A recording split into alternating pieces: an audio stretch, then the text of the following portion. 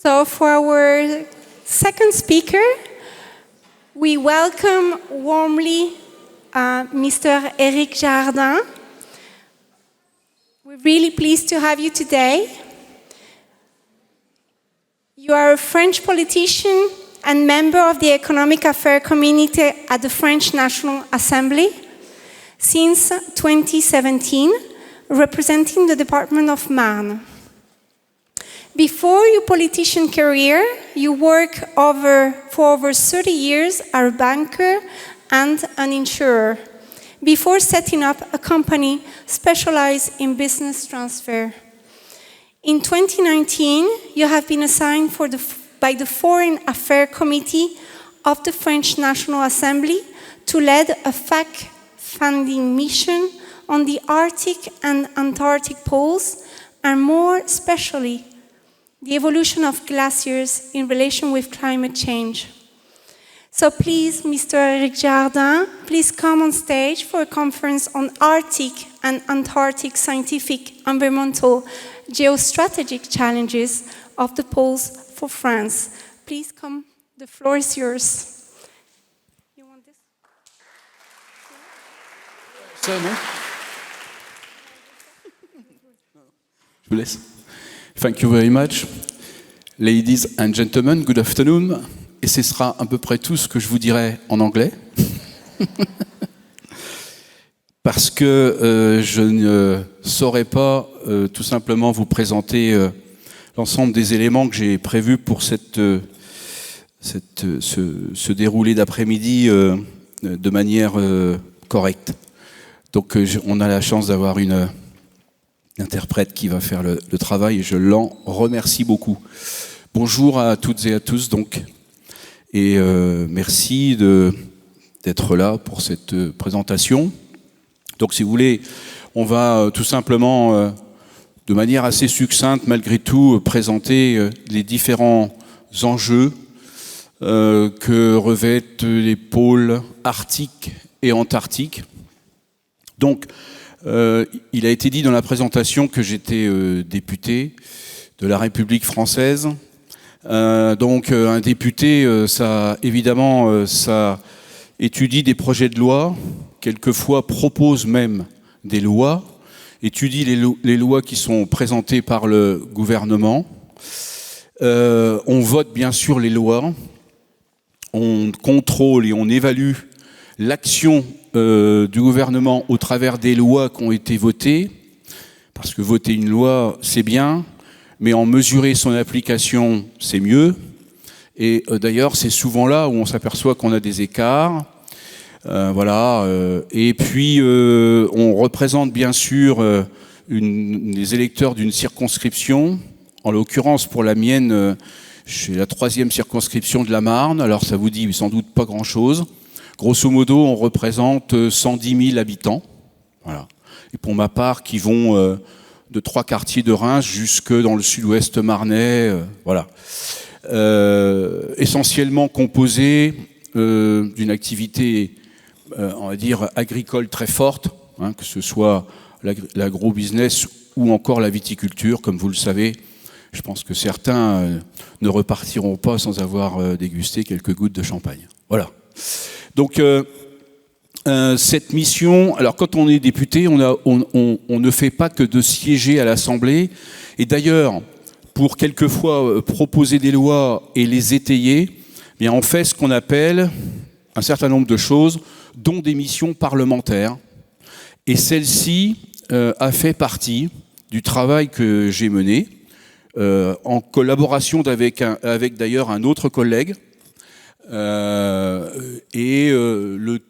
Je vous dirai tout à l'heure, à la fin de la présentation, tout simplement les débouchés de ce travail. Parce que mener des missions, c'est bien, mais là aussi, il faut qu'à un moment donné, ça puisse servir finalement les intérêts de ce pourquoi nous avons travaillé et des missions que nous avons menées. Donc à l'époque, j'étais membre de la Commission des Affaires étrangères. Et nous avons donc hérité de cette mission parlementaire, tout simplement sur la problématique des pôles arctiques et antarctiques. Voilà, donc on va commencer par tout simplement aborder le sujet des pôles au travers de la dimension physique et géographique, la gouvernance et le sujet sur la population donc au niveau des pôles. Que vous dire de l'Arctique? Vous le savez sans doute déjà. L'Arctique, c'est essentiellement une zone maritime. Alors c'est bien d'avoir en tête un petit peu des repères sur ce que ça représente en taille. C'est 5 fois la mer Méditerranée. Hein. Et donc le pôle Nord, c'est tout simplement fait partie du droit international de la mer, qui est réglementé par ce qu'on appelle la Convention de Montego Bay. Hein. Donc c'est la Convention des Nations Unies sur le droit de la mer, qui tout simplement parle de la liberté de navigation et de la souveraineté des États. En clair, il a tout simplement déterminé ce qu'on a appelé les zones économiques exclusives. Voilà. Quant à l'Antarctique, Yves Fresneau, qui était un ancien directeur de l'IPEV, l'Institut Paul-Émile Victor, disait c'est le continent de tous les excès. Alors à l'inverse de l'Arctique, c'est une masse continentale qui est recouverte à 98% d'une importante couche de glace qui atteint parfois, enfin au mieux, au plus important, 5000 mètres. C'est un continent de 14 millions de kilomètres carrés de superficie, hein, soit 26 fois la France métropolitaine, et qui est entouré de la mer Australe, qui est tout simplement l'équivalent de 8 fois la mer Méditerranée. Donc c'est évidemment quelque chose de massif. C'est aussi un continent qui a en moyenne une altitude qui se situe autour de 2000 mètres. C'est un continent qui se détermine aussi par la dureté de son climat. En moyenne, moins 20 degrés à 1000 mètres d'altitude, moins 55 degrés à Vostok, qui est une base russe qui est située à 3500 mètres d'altitude. Et c'est aussi à cet endroit, donc à la base de Vostok, qu'a été relevée la température la plus basse jamais enregistrée au monde, donc de moins 89,3 degrés. Il n'y a, contrairement à l'Arctique, il n'y a aucune population permanente donc en Antarctique. Finalement, cette zone-là est exclusivement peuplée par les occupants des bases. On y reviendra tout à l'heure. Et nous partageons, la France, nous partageons une base tout simplement en Antarctique parce que nous avons fait partie, et la recherche française est connue pour ça, parmi ceux qui ont finalement le plus investi et qui surtout ont découvert l'Antarctique au travers Dumont d'Urville, hein, qui avait découvert la Terre Adélie en 1840. Hein. Alors évidemment, l'Antarctique comme l'Arctique suscite de plus en plus de convoitises en raison des évolutions technologiques qui nous permettent évidemment d'aborder ces régions de manière plus facile. Et puis aussi, et c'est un petit peu l'objet de la présentation, malheureusement, en raison du dérèglement climatique. Donc, on peut dire que les régions polaires, elles se révèlent tout à la fois plus vulnérables et plus accessibles. Alors, le deuxième point de ce que je voulais évoquer avec vous, c'est les différentes gouvernances, si tant est qu'il y ait des gouvernances dans ces deux parties du globe. Eh bien, en Arctique, on a une gouvernance effectivement partagée, qui est faite dans un premier temps des pays dits côtiers, limitrophes, et donc qui est composé du Canada, du Danemark, des États-Unis, de la Norvège et de la Russie. Donc c'est les 5. Hein, et auxquels on ajoute les pays de la région arctique, qui sont composés de l'Islande, de la Finlande et de la Suède. Et ces 5 plus 3 constituent ce qu'on appelle le Conseil de l'Arctique, qui est l'organe de gouvernance en Arctique. Pour la petite histoire, ce conseil dont tout simplement on prend des initiatives de coopération multiples, hein, et il est assez remarquable de constater que dans ces 8 pays, on en a quand même 4 qui sont membres de l'OTAN, le Canada, le Danemark, les États-Unis, la Norvège, et 3 qui sont membres de l'Europe, le Danemark, la Finlande et la Suède. Mais vous aurez remarqué aussi que la Russie n'est pas membre de l'OTAN, tout comme la Russie n'est pas membre de l'Europe. Et pour autant, et ça c'est un enseignement majeur, puisque c'est aussi de cela que nous venons parler aujourd'hui, nous coopérons. Et même encore en ce moment où vous savez ce qui se passe en Europe, et vous savez donc toutes les difficultés que nous avons aujourd'hui, notamment avec la Russie, la coopération scientifique continue. Et ça, c'est plutôt remarquable. Voilà, le Conseil en Arctique, le Conseil de l'Arctique accueille aussi d'autres pays, hein, qui sont dits des pays observateurs, tels que l'Allemagne, la Chine. La France a rejoint en 2000, l'Inde, l'Italie, le Japon, les Pays-Bas, la Pologne. Voilà. Voilà ce qu'on peut dire sur cette... Alors, en Antarctique, la communauté internationale, ce qui est remarquable, elle a su élaborer tout simplement des gouvernances, des missions de coopération, de partenariat, qui est essentiellement orientée vers tout simplement la protection de l'environnement et des espèces et de la biodiversité. Elle est d'ailleurs régie par le traité de Washington, qui a été complété par le traité de Madrid, mais j'y reviendrai après, et 2 autres traités qui parlent du maintien de la biodiversité et de la protection des phoques en Antarctique. On est en Antarctique dans ce qu'on appelle... on n'a pas de personne ne détient des territoires en tant que tels. On a ce qu'on appelle des États possessionnés. Ça veut dire des États qui, à une époque de leur découverte, ont revendiqué une partie du territoire. Donc, voilà, Nouvelle-Zélande, Australie, France, Norvège, Royaume-Uni, l'Argentine, le Chili sont donc dits des États possessionnés, c'est-à-dire des États qui, au gré de leur découverte, ont tout simplement, à un moment donné, revendiqué une partie de territoire sur cette zone. Voilà, la France n'est pas possessionnée, à l'inverse, en Arctique, puisqu'on l'a dit tout à l'heure, l'Arctique est animé de pays côtiers, par des pays côtiers, et donc on n'est pas du tout sur le même schéma d'organisation. Et vous verrez tout à l'heure que, par exemple, diplomatiquement, l'Union européenne avait commis en 2008 une grave bévue, mais je vous en parlerai tout à l'heure, parce que ça fait plus partie du sujet géopolitique. Mais voilà, on n'est pas du tout sur les mêmes schémas d'organisation.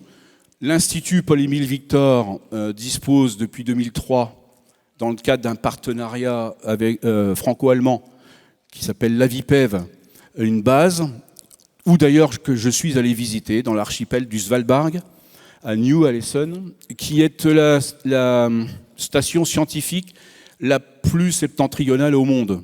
Hein. On est à moins de 1000 km du pôle Nord quand on est là-bas. Et j'ai eu tout simplement cette chance de pouvoir, dans le cadre de ma mission, aller passer une semaine complète dans ce lieu qui est difficile à rallier, qui nous y fait arriver dans un petit coucou, parce que voilà, la glace ne supporte pas forcément des gros avions. Enfin, c'est assez rocambolesque, mais ça mérite véritablement d'être vu, et on en reparlera, si vous voulez, un petit peu tout à l'heure. tu peux... Là, oui, alors, non. Dire que, en ce qui concerne l'Antarctique, donc l'Institut Paul-Émile Victor dispose dans cette région d'un certain nombre de bases, donc en terre à Delhi, on vous le dit, au dôme C, donc dans l'Antarctique, dans l'archipel de Crozet.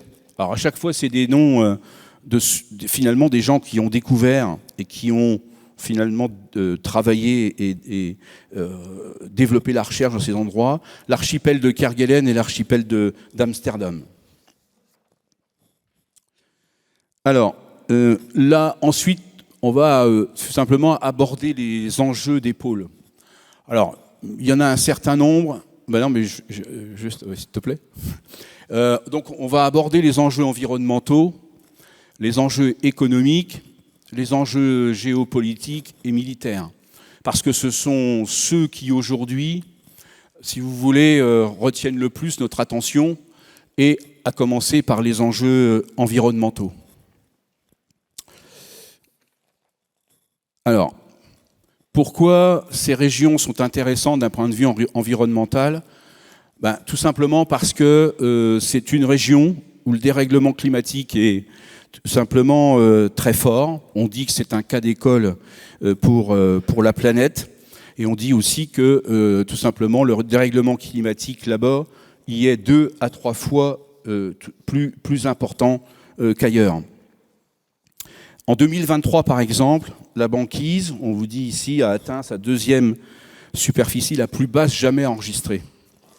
On voit aussi à gauche, donc sur les différentes petites cartes, qui sont d'ailleurs issues des travaux des scientifiques que j'ai rencontrés donc, au Svalbard. Par exemple, en l'an 2000, on vous dit, ça a été une année catastrophique parce qu'en une seule année, on a perdu 2,46% du volume de glace total de l'Antarctique.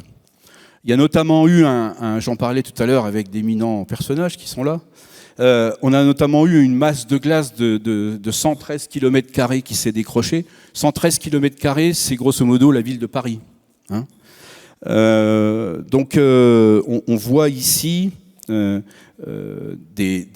effets majeurs du dérèglement climatique. Alors, ce dérèglement climatique, il est aussi propulsé, en tout cas accéléré par ce qu'on appelle l'effet d'albédo. L'effet d'albédo, tout simplement, il illustre la fraction de rayonnement solaire, tout simplement réfléchi par une surface ou par un objet.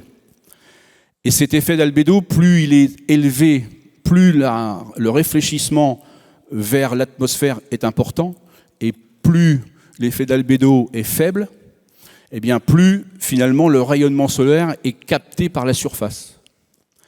Donc en clair, toutes les surfaces brunes et les océans captent énormément le réfléchissement solaire, et par contre la neige, toutes les surfaces enneigées, finalement envoient le rayonnement solaire dans l'atmosphère.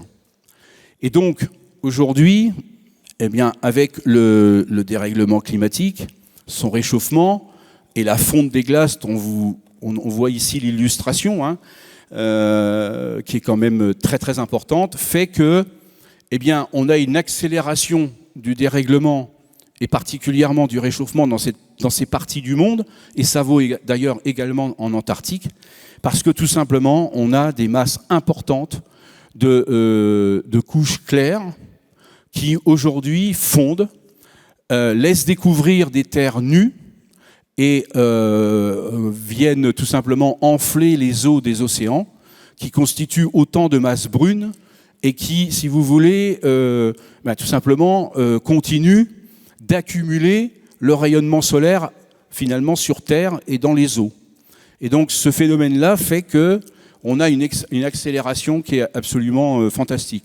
On voit ici, vous voyez, sur une période de 7 ans, hein, c'est un glacier, alors je ne sais plus lequel, enfin peu importe, il a reculé en 7 ans d'1,5 km.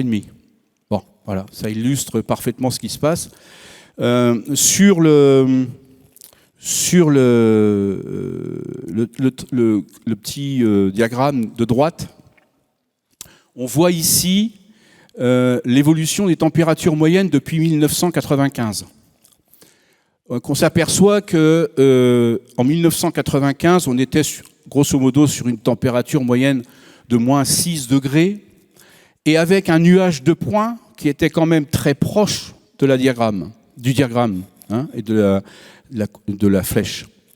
Et à mesure qu'on s'écarte de 1995 et qu'on se rapproche des années 2020, on voit deux choses.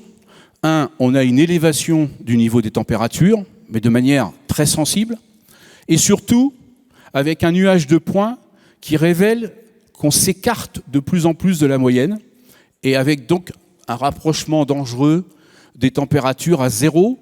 Et les scientifiques nous disaient il faut surtout tout faire pour que jamais on ne dépasse cette température de zéro, parce que ce sera à ce moment-là irréversible. Donc vous voyez qu'au travers des choses comme ça, et le travail des scientifiques, notamment sur cette base de New Allison, eh bien c'est ça, c'est tout simplement historiser notamment des relevés de température permanents. Ils font ça 3 fois par jour, et pour sortir des choses qui aujourd'hui doivent au moins chatouiller nos consciences et nous alerter sur ce qui est en train de se passer dans ces zones du monde. Alors, on sait que par exemple, en tout cas, il est possible dans notre siècle qu'on ait des étés sans banquise.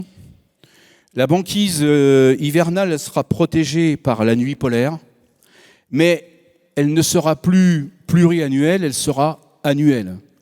Donc on voit les effets à mesure qu'on avance du changement climatique et de ses conséquences. Et puis après, on a un autre sujet sur les impacts environnementaux, qui est tout simplement le dégel du pergélisol. Peut-être que vous le connaissez, ce mot, sur le terme permafrost. Donc le permafrost, c'est quoi ? Il a cette définition à partir du moment où le sous-sol reste gelé en permanence pendant au moins 2 ans. Eh bien, il se trouve qu'on a un réchauffement assez important de ce permafrost. Si vous voulez, les températures de finalement de ce sol gelé, ce sous-sol gelé, a tout simplement évolué avec des records d'augmentation de température de l'ordre de 0,29 degrés entre 2007 et 2016. Alors qu'est-ce que ça fait ? Ça fait plusieurs choses. Déjà, ça crée de l'instabilité du sous-sol. Et donc, on a des risques sur les fondations.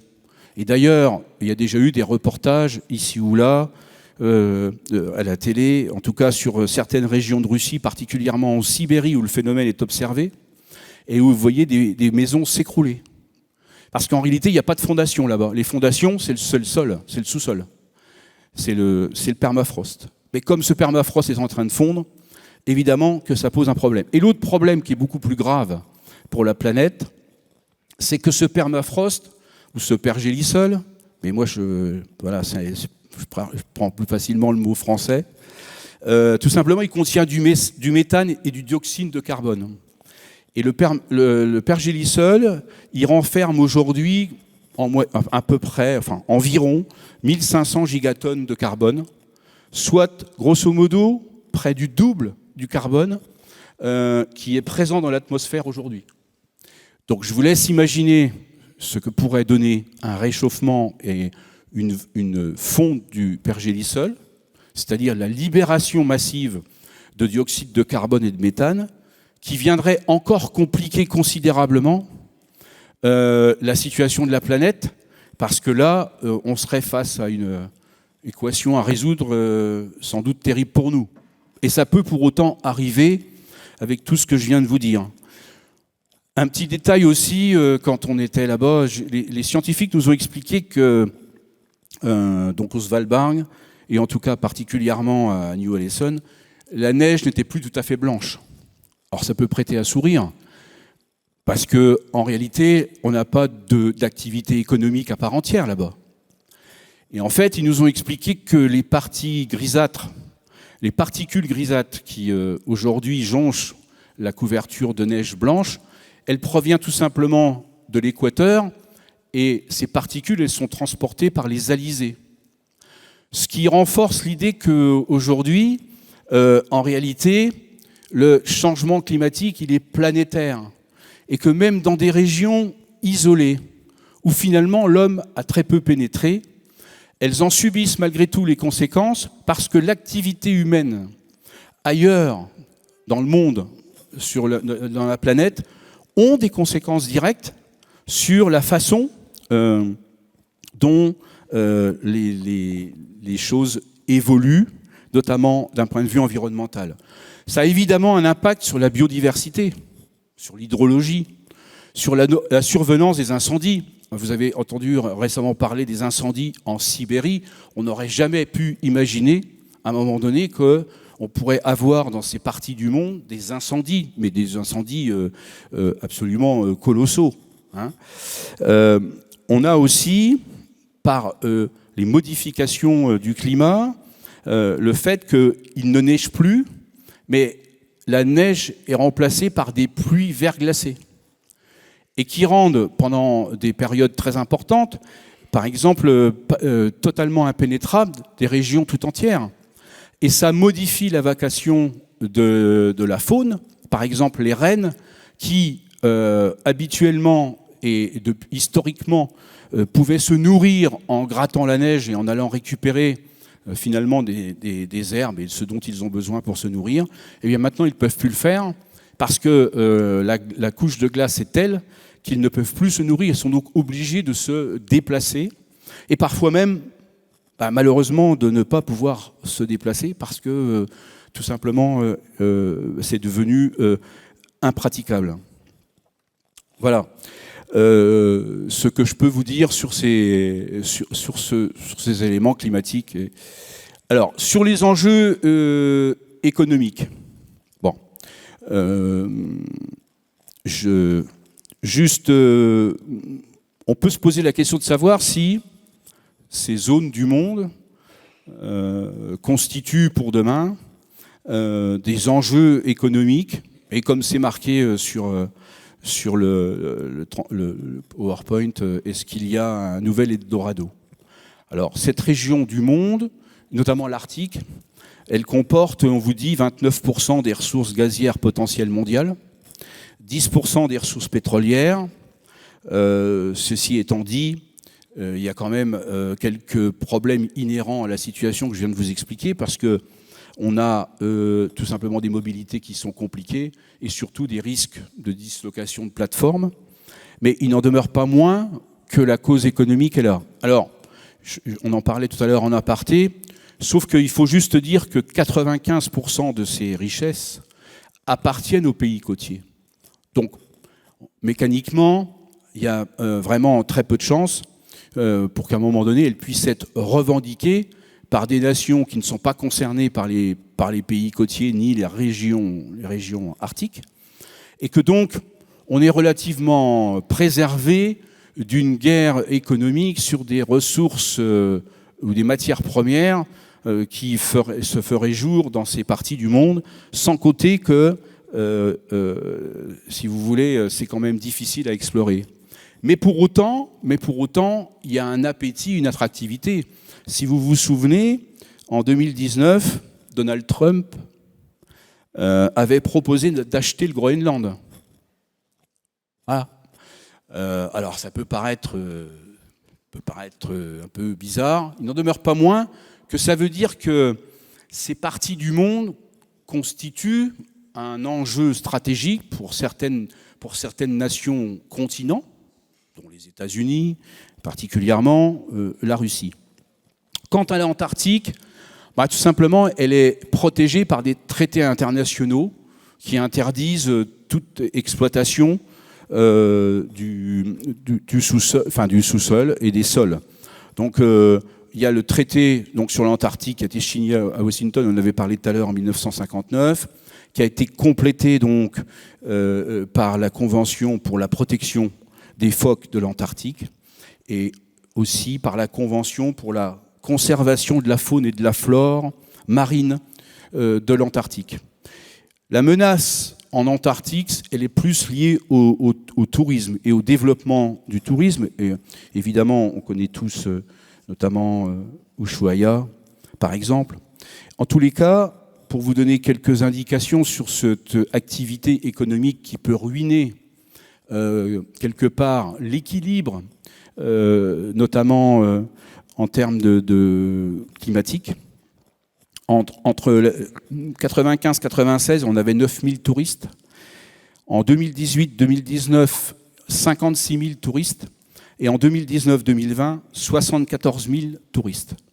Donc, on voit bien que cette région de la planète est minée, ou peut devenir minée, par le développement de l'activité touristique. Il n'y a pas de population existante, je vous l'ai dit tout à l'heure, contrairement d'ailleurs en Arctique, où on a 4 millions de personnes, hein, dont 500 000 autochtones, hein, les Inuits par exemple. Voilà, donc on a deux configurations polaires qui sont quand même bien différentes.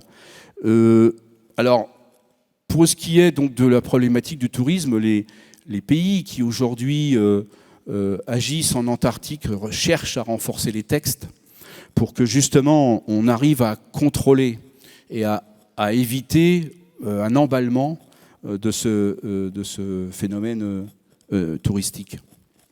Alors, les autres enjeux économiques, c'est évidemment le développement du fret maritime. Hein. Alors, la courbe, elle est trompeuse, hein, parce que elle détermine le trafic en milliers de tonnes. Donc, il y a un pic, mais je me suis permis de vous mettre juste à côté ce que ça concernait en termes de trafic. Bon, c'est 20 à 25 navires par an. Donc, l'intérêt de ce schéma tend à montrer que, à partir du moment où la glace libère les mers,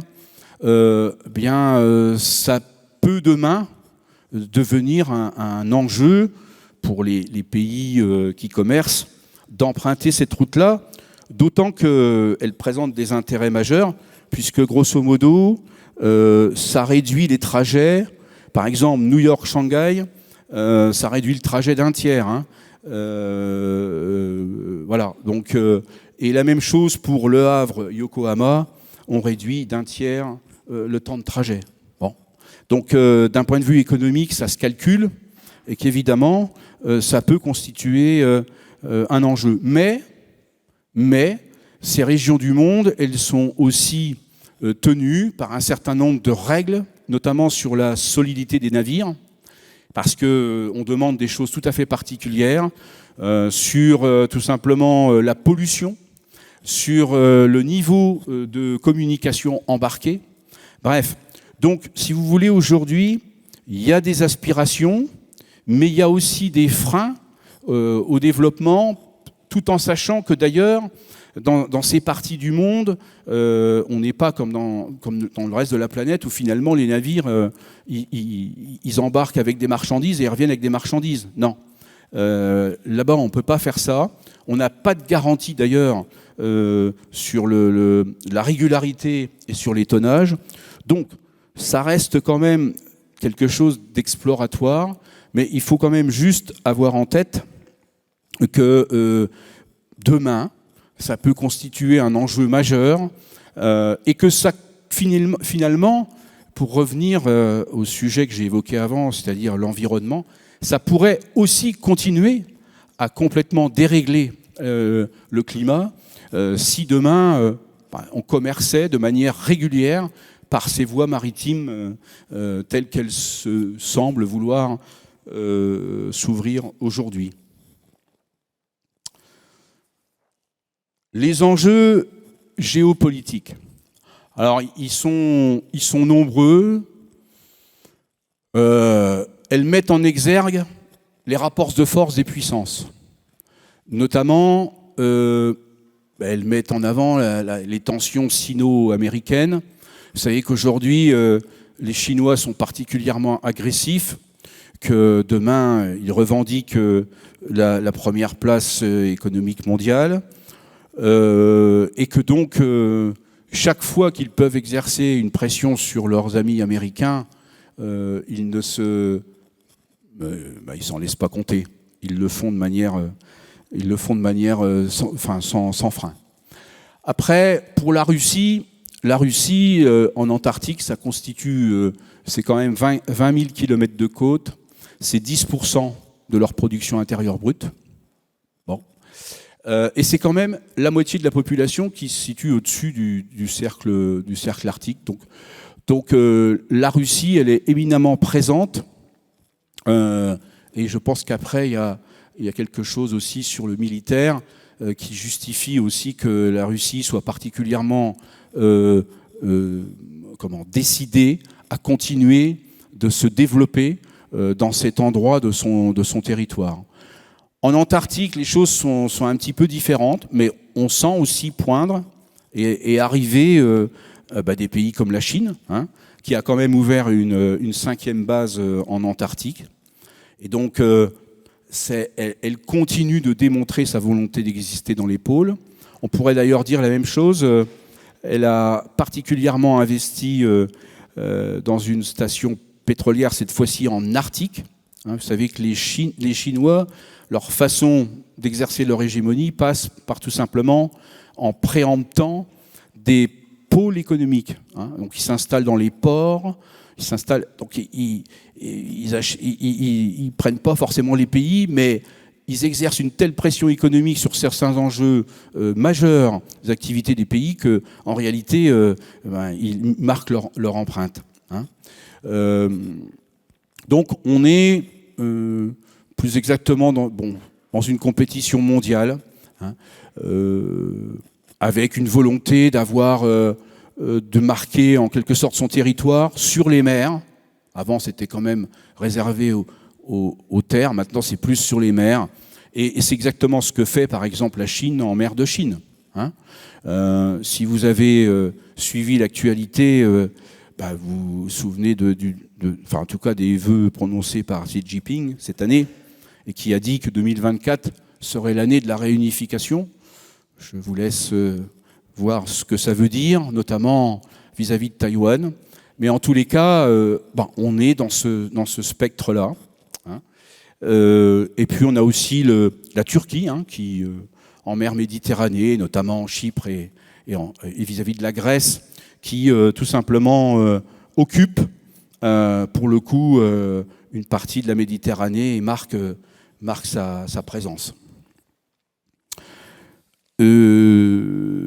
Au niveau militaire, en zone arctique, on a une militarisation renforcée de la zone, et on a des exercices à la fois de l'OTAN et de la Russie qui sont démonstratifs des capacités militaires et de mobilisation humaine, et de montrer aussi toute la technologie militaire que les uns et les autres sont capables de développer. Et il y a des exercices d'envergure considérables qui existent, sans pour autant que ce soit des exercices qui démontrent une agressivité prochaine. Mais tout ça pour vous dire que cette région du monde, elle revêt un caractère important au niveau géopolitique, et que c'est un lieu d'exercice, on va dire, des puissances mondiales. Quand en Antarctique, il n'y a pas de démonstration militaire, il y a juste l'autorisation d'y apporter des équipements militaires en vue des activités de recherche.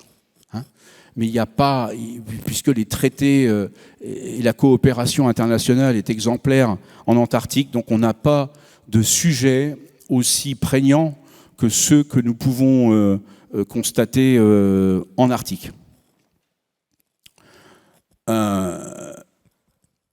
Donc la place de la France et de l'Europe, je disais, l'Europe a commis une bévue en 2008 parce que finalement, je vous ai dit tout à l'heure, on a quand même 3 pays qui appartiennent à la communauté européenne, et pour autant l'Europe est singulièrement absente. Alors, du Conseil de l'Arctique, ça c'est normal, puisque de toute façon les traités européens ne le permettent pas. Ça voudrait dire revisiter les traités, par les temps qui courent, c'est compliqué. Hein. Mais en tous les cas, on n'exerce pas de présence en tant que telle, alors qu'on aide les pays qui font partie de l'Europe à régler, si vous voulez, une partie de leurs problématiques en Arctique. Hein. Je pense particulièrement au Danemark avec le Groenland. Donc c'est assez singulier, mais nous autres, nous avons une activité plutôt scientifique, et d'ailleurs la France est reconnue depuis maintenant fort longtemps pour son activité de recherche et de ses actions scientifiques au pôle. Vous savez que pour mesurer et pour évaluer l'importance d'un pays en matière de recherche, ça se fait au niveau de ses publications. Voilà. Donc, par exemple, en terre australe, la France occupe la première place parce qu'elle a eu de tout temps des chercheurs qui ont énormément travaillé et qui ont publié tout simplement des articles scientifiques, des revues scientifiques, au-delà de ça, sans doute, des choses très très importantes qui permettent au monde, finalement, de mieux connaître, de mieux appréhender et de mieux dresser de perspectives pour l'avenir. Quant à la France, en Antarctique, est essentiellement présente au travers de relations bilatérales. Je vous ai dit tout à l'heure que, par exemple, au Svalbard, la France avait une coopération bilatérale avec l'Allemagne au travers de l'AVIPEV. Et c'est d'ailleurs là que je suis allé passer la plupart du temps que j'étais au Svalbard, à New-Alesson. Et elle fait ça à peu près avec beaucoup de pays. On le fait par exemple avec l'Italie en Antarctique, avec la station Concordia, qui est une station qui appartient à l'Italie et à la France. La particularité, c'est que la France a, comme dans un certain nombre de domaines, pas tout à fait réagi ces dernières années à hauteur des enjeux et des responsabilités qui sont les nôtres, et que donc on a globalement des problèmes de dimensionnement de nos équipes de recherche et de renouvellement à la fois des bâtiments. Bon, par exemple, on n'a pas de brise-glace. Alors vous allez me dire, aujourd'hui les brise-glaces, ça va devenir presque inutile puisque ça fond. Non, enfin je fais un peu d'humour, mais c'est pas. On aurait besoin d'avoir un brise-glace, ça c'est sûr. Mais pour autant, on a besoin surtout de rééquiper et de réarmer nos bases que nous possédons, notamment en Antarctique. Donc, après, quand on fait un rapport, on a un certain nombre de préconisations. Hein.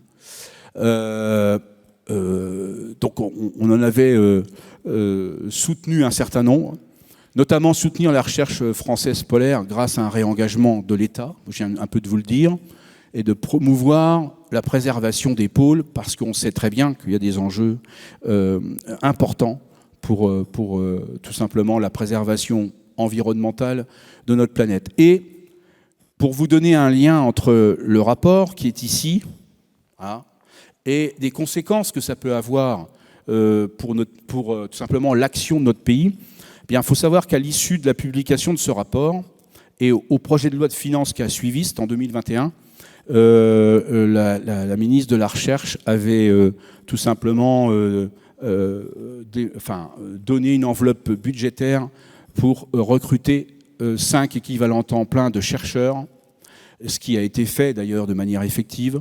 Donc voilà, ces rapports et ces missions que l'on mène, à partir du moment où on y relève un certain nombre de problématiques et d'imperfections de notre action, eh bien, permettent aussi de faire évoluer les choses. Et puis ensuite, il y a eu un travail de lobbying de fait, et d'ailleurs en lien avec l'ambassadeur des pôles et des enjeux maritimes, qui s'appelle Olivier Poivre d'Arvor, et qui a pris, si vous voulez, tout simplement il a écrit lui-même un rapport qui s'est inspiré complètement de ce qu'on a pu écrire nous autres, et qui a déterminé en fait la ligne politique de la France pour ce qui est de son action sur les pôles, au travers notamment qui a été décliné dans le cadre du One Planet Polar Summit, le premier sommet consacré aux glaciers et aux pôles qui s'est réuni à Paris le 8 au 10 novembre dernier. Et donc les 3 annonces principales, c'est le lancement d'une décennie de recherche polaire et glaciaire, la formation d'une coalition Ocean Rise and Resilience et la protection des espaces naturels à l'échelle des pôles et des glaciers. Donc quelquefois, vous voyez, au travers de mobilisation, de motivation et d'argumentation, on arrive à faire bouger les lignes pour qu'à un moment donné, tout simplement, on sorte du néant dans lequel on se trouve et retrouver tout simplement une dynamique. Voilà ce que je voulais vous dire, et j'espère que j'ai été clair, mais en tous les cas, je vous remercie de votre attention et de votre écoute.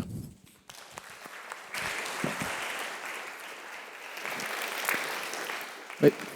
Merci beaucoup, Monsieur Girardin, pour cette présentation, cette revue sur ces milieux très extrêmes. Je pense que plein de personnes pourront poser des questions, aussi bien en français qu'en anglais. Elles seront traduites. Donc, je vous laisse la parole. Qui a des questions ? Oui.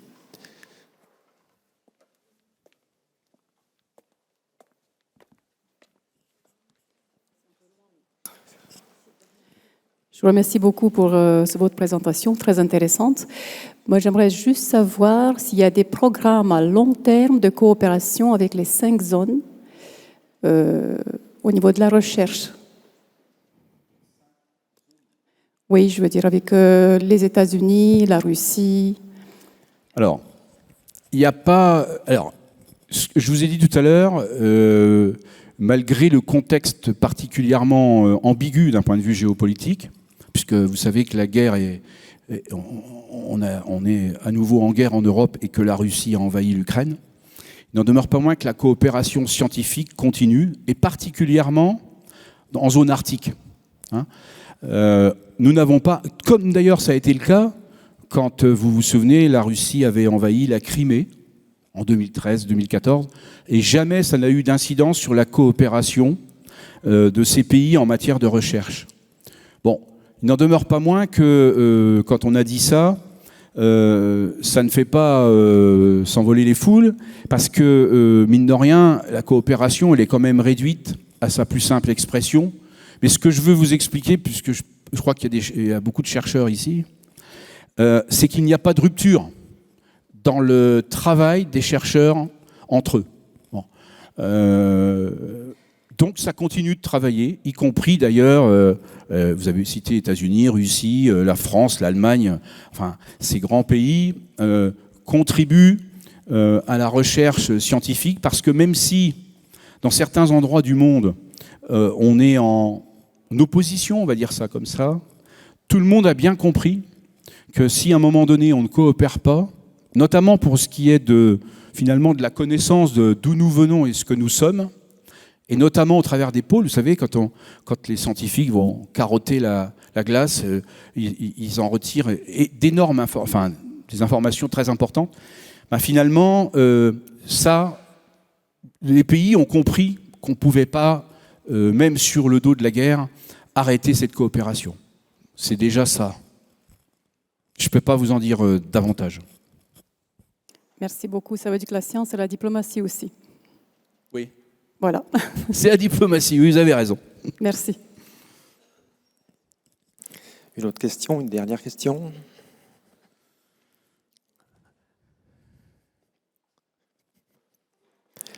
Non, Hélène, je te laisse là. Pardon, excusez-moi. Merci beaucoup pour cette présentation, j'ai beaucoup aimé. Du coup, on dresse un peu le constat qu'on assiste à une nouvelle voie maritime, proche de l'Arctique, et donc possiblement donc des nouvelles, des produits donc qui arriveraient en provenance de la Russie et de la Chine aussi.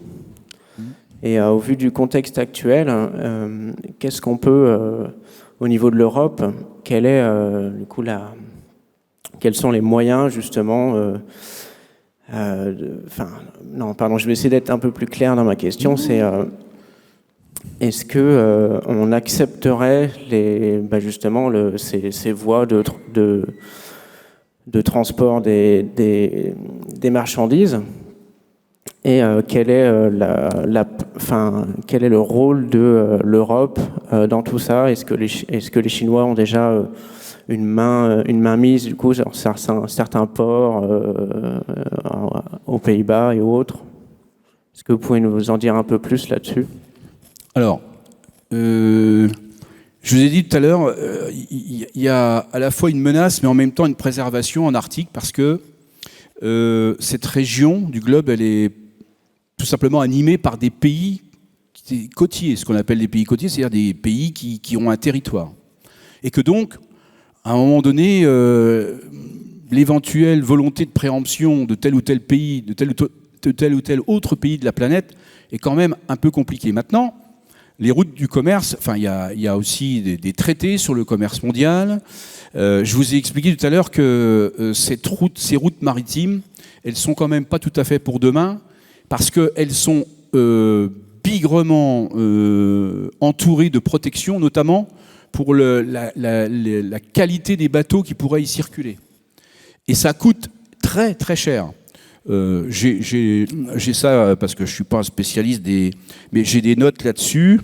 Si vous voulez, on demande des choses sur les coques des bateaux qui sont particulières, qui coûtent très très cher. Et comme dans le même temps, je vous ai expliqué que pour autant, si vous voulez, dans ces parties du monde, on ne peut pas y aller tout le temps, qu'il y a quand même quelquefois de la glace, que c'est donc très compliqué d'y développer une activité pérenne, permanente et quotidienne.